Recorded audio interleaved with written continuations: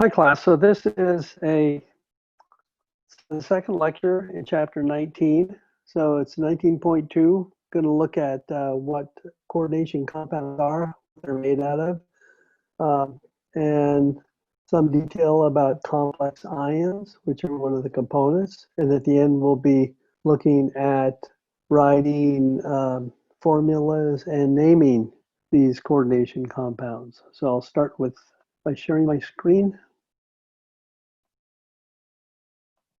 And I have a PowerPoint here to show you. So let's get started. So in chapter 19.2, I've broken it into two lectures. So the first one is just an introduction to coordination chemistry and also how to learn to write the formulas and to name them. So the three tasks here: to list the defining traits of coordination compounds, and explain the makeup and the bonding in a complex ion, and also learn the nomenclature rules and name coordination compounds, and also write their formulas.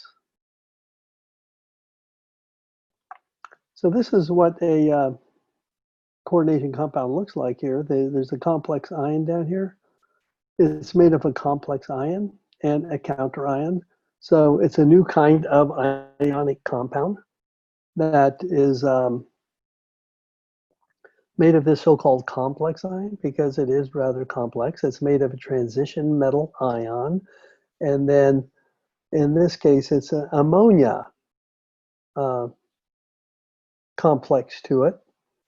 So when you write the formula, I'll just give you a tip here. Everything within the brackets here, everything within the brackets is the complex ion, and outside of the bracket is the counter ion. So if the complex ion is a positively charged ion, the counter ion is a negatively charged ion.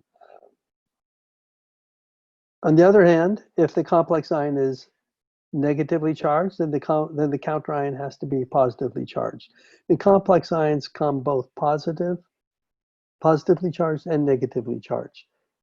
So in this case, here's the formula of the complex ion taken away from its counter ion. It's made up of cobalt 3 plus 6 ammonias.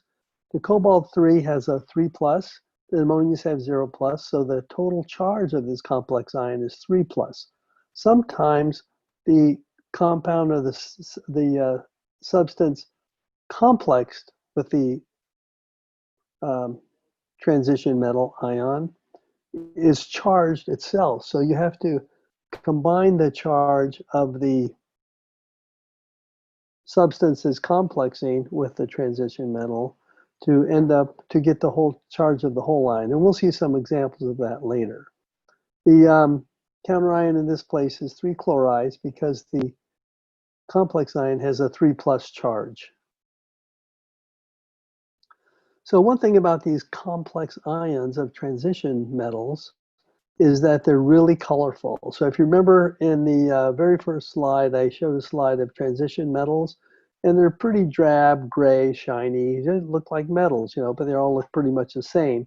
But when it comes to the complex ion of these transition metals, they're really colorful.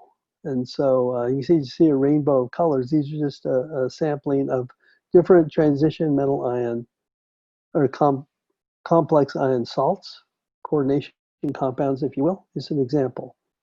So one interesting property of these, besides their color, which we'll learn about in chapter 19.3, why that happens, is they also have interesting magnetic properties. And these are due to the unpaired electrons. Remember, with the transition metals, the important electrons are these d electrons. The electrons are in the 3d shell in that first period of transition metals. And so that's what gives rise to these colors and also to the magnetic properties. So why do these form? Well, if you remember back in when we studied free energy, the formation means these form spontaneously. So they have to have a negative free energy. We also said there's other thermodynamic properties that are important for predicting spontaneous reactions, and that couple of those would be free energy. It would be, in the case of electrochemical cell, we said the standard, or the standard reduction potential of the cell. These aren't electrochemical cells, so we can look at the other, and the third one was equilibrium constant. So if we look at the equilibrium constant for formation of these complex ions, that's shown here for cobalt-2 ammonia complex ion. And we have 6 equilibrium constant here as each ammonia is added to the cobalt complex ion. And you can see this is like application of Hess's rule, where we add up all these one-step reactions to get a total reaction where we have cobalt-2 plus 6 ammonias going to cobalt-6 ammonia complex ion. And we have an equilibrium constant for each step. Well, we know that when we add reactions, you multiply the equilibrium constants. And when we do that, we get a tremendous, huge equilibrium constant of 24,500, which means the product, which in this case is the complex ion, is greatly favored.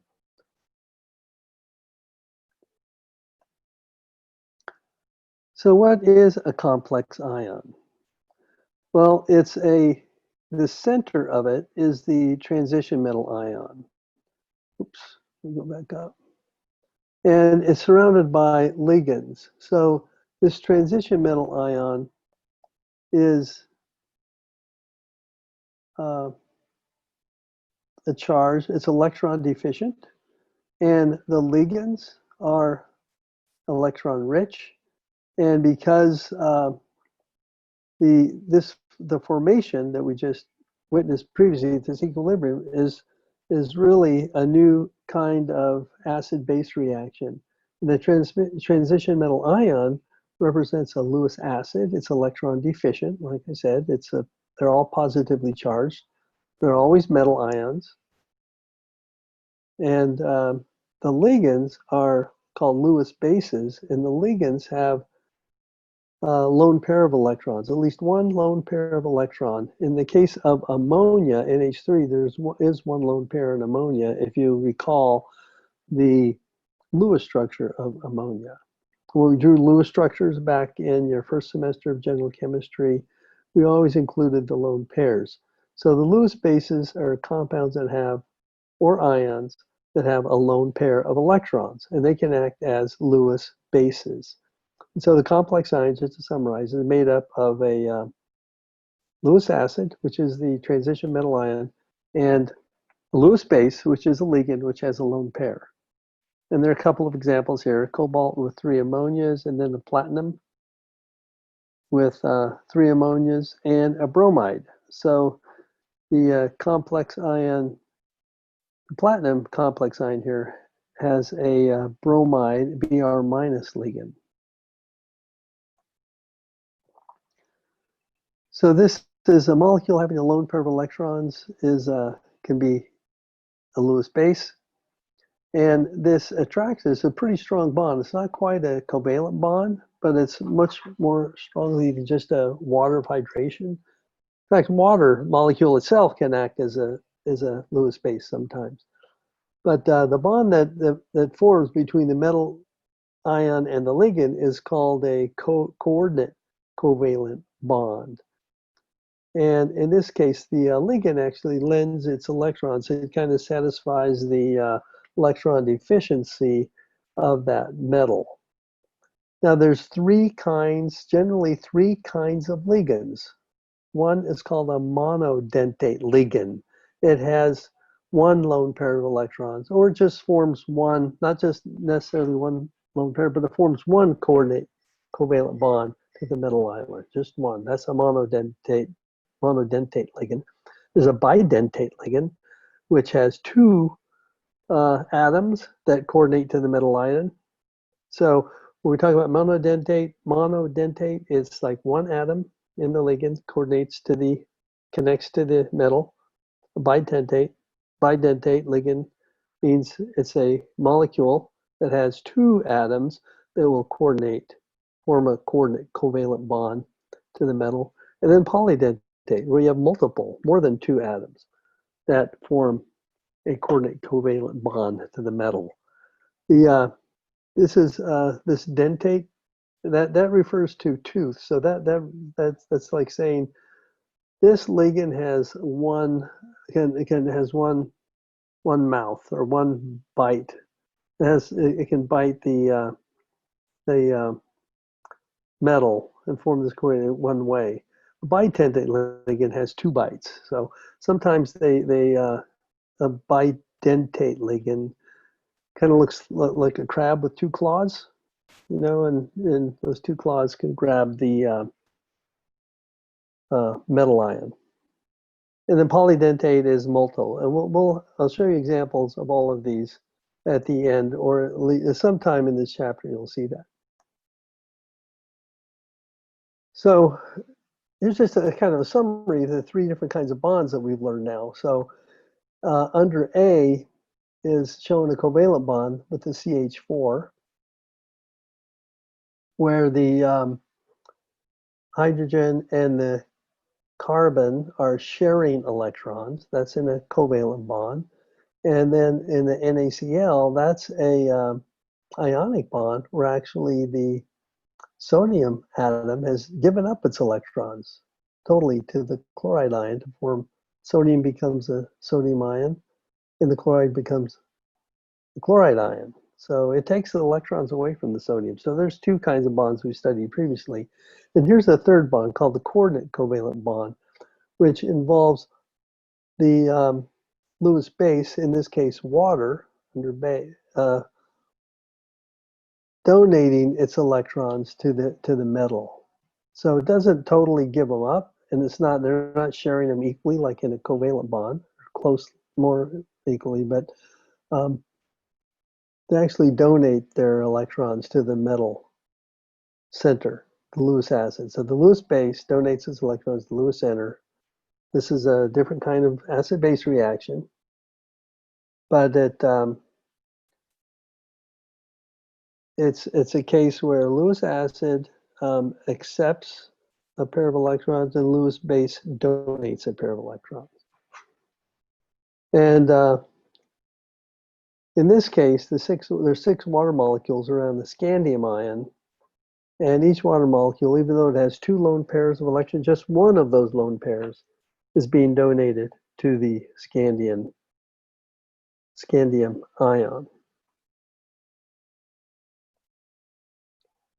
So here's a few ligands, some common ligands, different kinds of molecules and ions that have free lone pairs of electrons to donate to the transition metal ion. So monodentate, and this slide says unidentate, we call them monodentate ions. Water, fluoride ion, cyanide ion, hydroxide ion, ammonia, chloride. There are many more than these. These are the most common ones. Thiocyanate, nitrite ion. A bidentate ligand is shown here. We have ethylenediamine, and that's a real common one, and it's abbreviated EN. So there's an NH2, CH2, CH2, NH2. This is an organic compound, and we'll talk about these when we get to chapter 20 in the next chapter. We also have oxalate ion, and oxalate's interesting. It has it's O2 minus, has two O minuses right here. Let's see if I can show you those. So O minus, the green atoms are the atoms that are donating the electrons to the metal ion. So in the case of the oxalate, we have two, it's not green, blue, I mean. So they have these two blue colored oxygen atoms, and they actually have a negative charge. So this 2 minus, those two oxygens that have three lone pairs of electrons are the oxygens that have the negative charge. Down here we have a couple of polydentate ligands, 3 polydentate ligands. We have ethylene triamine, so the nitrogens Those are always good atoms to act as electron donors. We have triphosphate, and here we have 3 oxygens. And then we have ethylenediamine tetraacetate. So this ethylenediamine tetraacetate actually has 4 oxygens and 2 nitrogens that can act as ligands. So actually 6 atoms in this ethylenediamine tetraacetate that can act as ligands. So that's abbreviated EDTA. It has a 4- charge. Triphosphate has 3 ligand atoms, has a 5- charge. And diethylene triamine has 3 ligand atoms.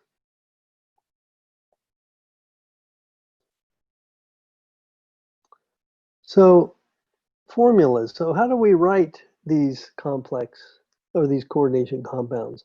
Well, they're ionic compounds, and like all ionic compounds, you write the cation first and the anion second. So it doesn't matter. So if the complex ion is positively charged, it's written first. If it's negatively charged, it's written second. The total charge of the complex ion, of the coordination compound, sorry, must add up to 0. So however many positive charges come with the complex ion, you have to have that many negative charges in the counter ion, for example. So lastly, when you write the formula, the complex ion is shown in brackets. So let's look at these 2 examples here. Here we have an example. We have K2, and then in brackets, we have a complex ion as cobalt with 2 amines, 2 ammonias, I should say, and 4 chlorines. So everything in brackets is part of the complex ion. So right away, we know that the 2 potassiums is, each potassium is a 1+. So this complex ion has a 2+ charge. So, excuse me, the 2 potassiums have a 2+ charge. So the complex ion has a 2- charge. So that means it has 4 chlorides, which are 4-. That means the cobalt has to be a 2+. And it's kind of the, so you add up the charges. It's something similar to what we did when we looked at electrochemistry and figuring in oxidation numbers in compounds. But here we're trying to figure out the charge of the metal ion, because it can have multiple, cobalt can have multiple positive charges, different oxidation states for cobalt. So we can figure it out from the counter ion. So this complex ion in the first example is negatively charged. So we have the positively charged ions first, the negatively charged ion second. In the second example, the complex ion is positively charged because it's written first. And then the second ion, the negative ion, is a Cl-. Since this is a Cl-, we know chloride is a -1, it always is. Then we know this complex ion with cobalt and 4 ammonias and 2 chlorines has to be a +1. So this complex ion is a +1 on the bottom with a counter ion of a -1. So that's how you write them. The order, we'll talk about the order. You write they're written in alphabetical orders. And actually they're written neutral. The neutral ligands are written first, and the charged ligands are written second in the complex ion. So we have a neutral ligand, NH3, and a charged ligand, Cl-. So the NH3 is first, the Cl- is second. And that's how you name them too. So here's a few cobalt coordination compounds. And these are all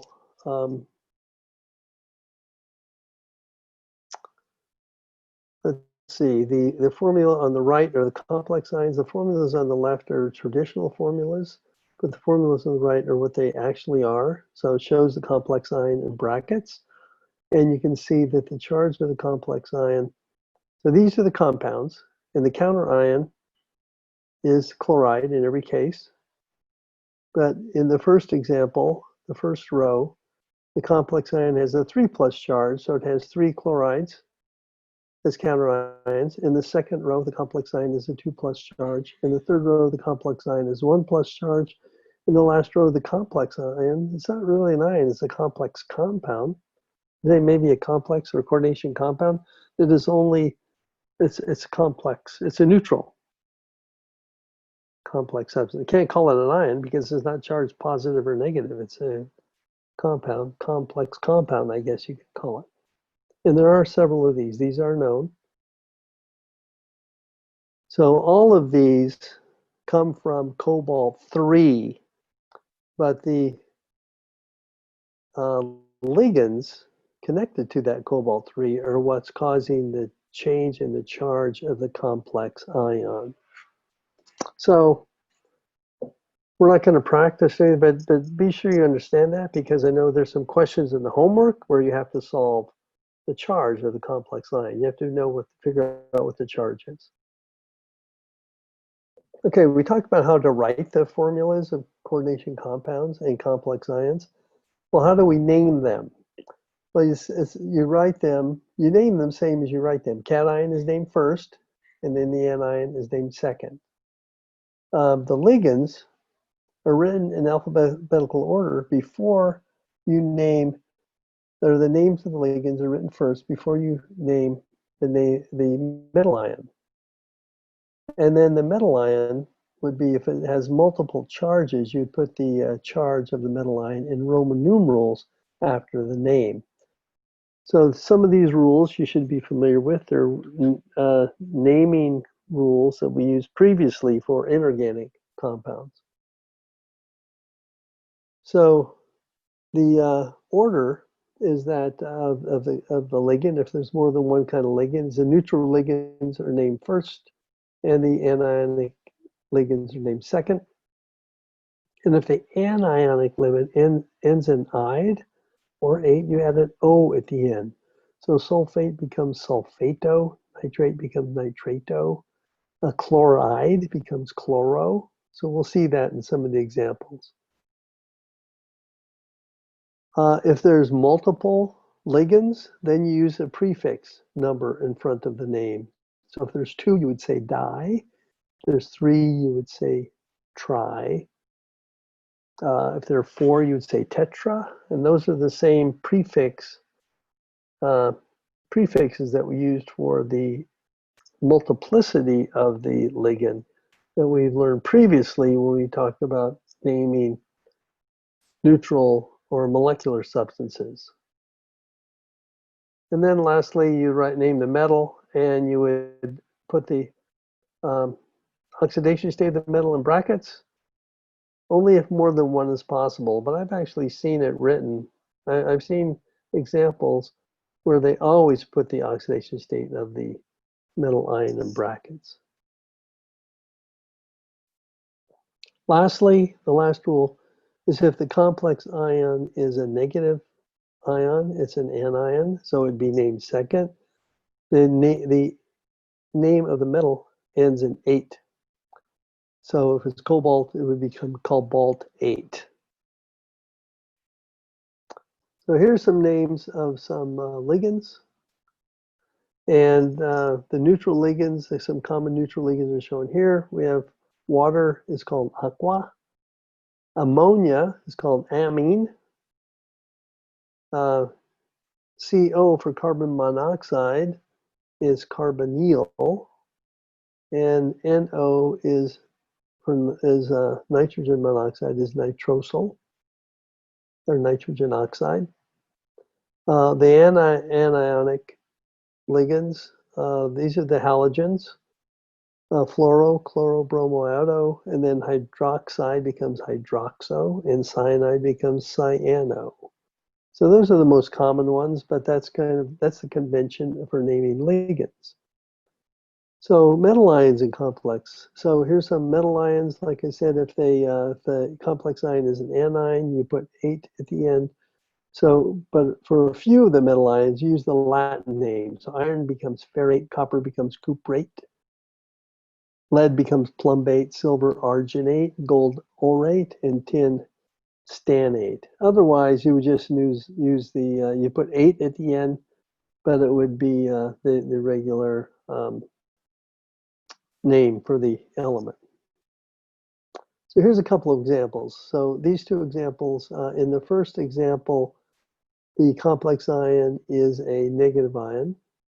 So we name the coordination compound potassium, and then comes the name of the ammonia because that's a neutral ligand. So it's a diamine because there's two of those. So we have potassium, and then the anion, which is diamine tetrachloro cobaltate, because it's an anion, has the ATE ending, cobaltate 2.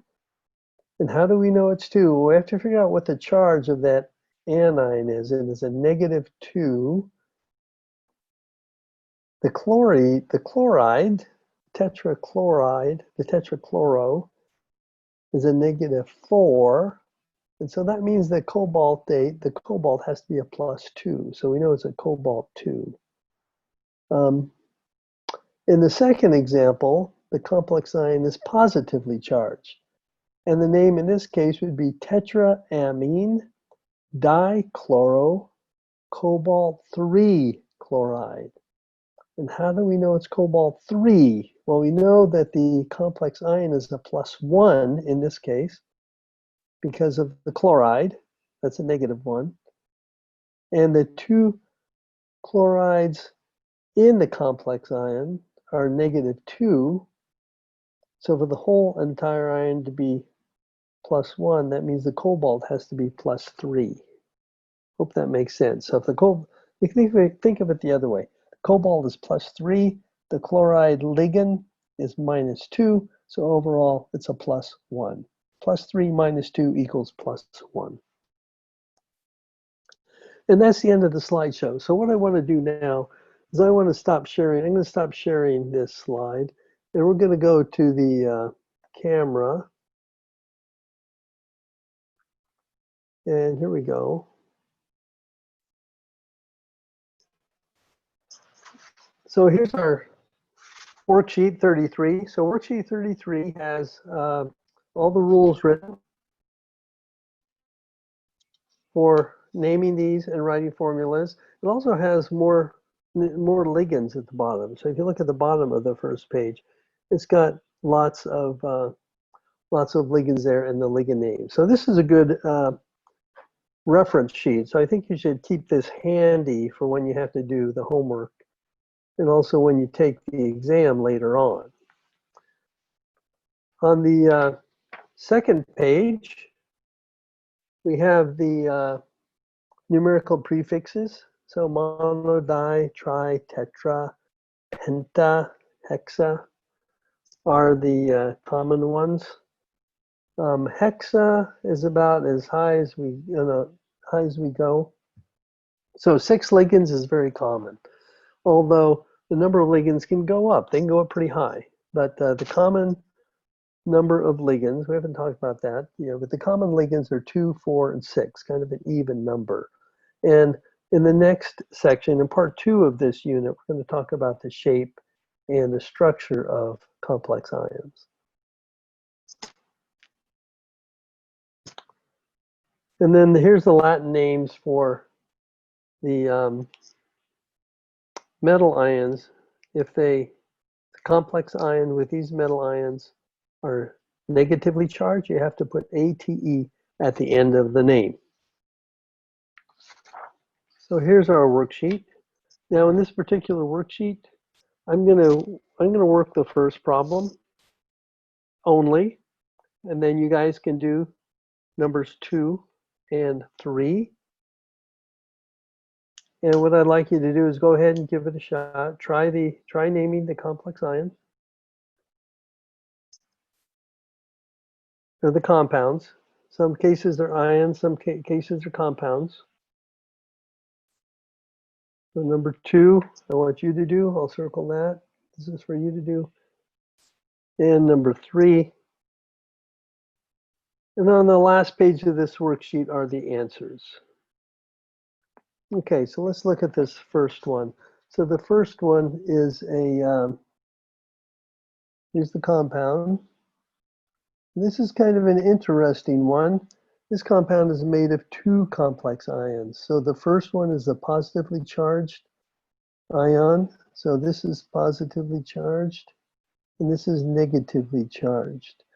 And the one thing we know, silver is always a +1. So it's not, if this happened to be cobalt or something, it might be a little trickier to figure out.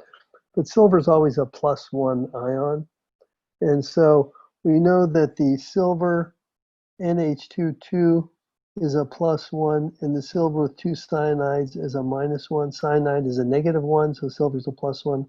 Two negatives, +1 equals a negative. So both of these are a -1, or +1 and a -1 ion. So the first one would be called, we're going to do the neutral ligand first. So we have diamine.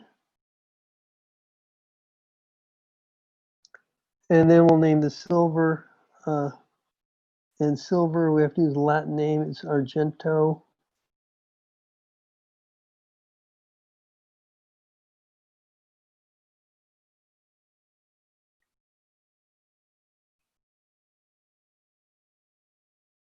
I guess that's it, just silver argento. I don't know if it's argento or not. We'll find out when we look at the answer, won't we? So it's diamine argento, and then the second one is di, and these should be together, dicyano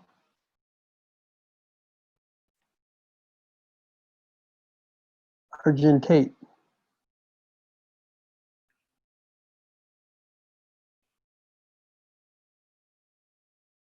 Let me take a peek here at our answer.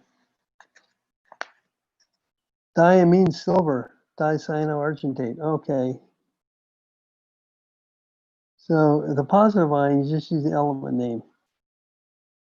It's only the argentate for the negative ion. You probably knew that already.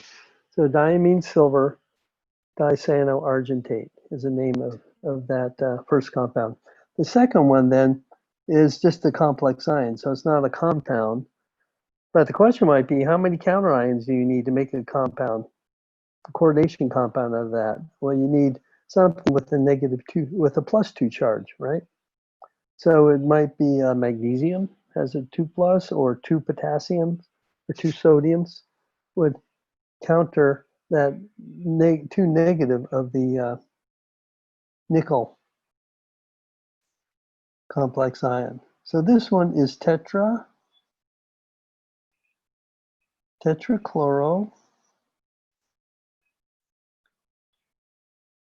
nickelate. So nickel isn't one of those that has a Latin name, nickelate, but we have to give it a charge. So I think it's a nickelate 2. So see if you agree with that. And the charge is given for the ion. We know there are 4 chlorides. Chlorine is always a -1.